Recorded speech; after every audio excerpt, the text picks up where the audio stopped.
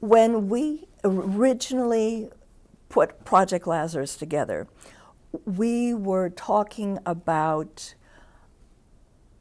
primarily working with physicians who were prescribing or not prescribing naloxone to their patients who were thought to be at risk.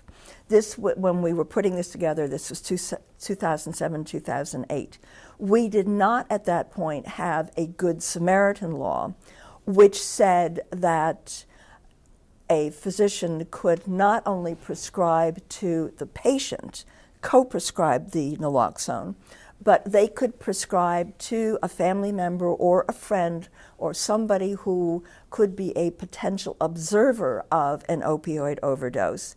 They could prescribe the naloxone to potential observers and get this out into the community. So we were thinking in terms of the prescribing process as the mechanism for getting naloxone distributed within the community.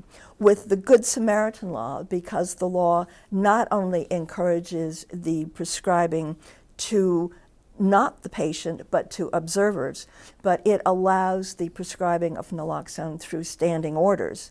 This facilitates the prescribing and the distribution of naloxone into the community at an even greater speed and process. And hence, when we started, we were talking about prescribing. Now the focus is not only the initial prescribing, but with greater focus on the distribution of the naloxone, either into the family, into the community, into substance abuse treatment facilities, where you have patients who continue to be at risk of an overdose even when they're going through the treatment process. We want to make sure that anyone in the community who is potentially at risk of an opioid overdose has the rescue medication in hand. And so the focus has gone not just to prescribing, but to how do you get it out there to the distribution.